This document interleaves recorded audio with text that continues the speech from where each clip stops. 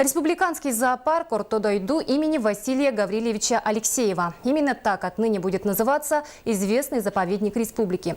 Во Всемирный день окружающей среды состоялась церемония открытия мемориальной доски первому министру охраны природы Якутии. Подробнее в сюжете Виолетты Засимовой. В этот день проезжающие мимо зоопарка Орто-Дойду машины могли наблюдать некоторое столпотворение. Десятки людей пришли на торжественную церемонию присвоения зоопарку имени Василия Гаврилевича Алексеева, человека, сыгравшего не последнюю роль в открытии всеми полюбившегося заповедника. Василий Гаврилович очень много сделал для становления системы природоохранной деятельности, становлению системы экологической безопасности в Республике Саха-Якутия. На основе сделанной его работы сейчас функционирует вся система природоохранных органов Республики Саха-Якутия.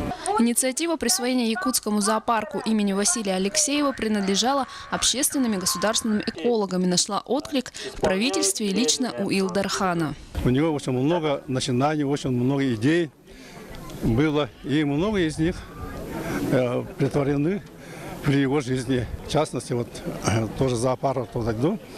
Идеи, конечно, Василия Гавриловича, но при поддержке Михаила Федоровича Николаева они очень быстро организовали этот зоопарк, и который сейчас все знают, все любят.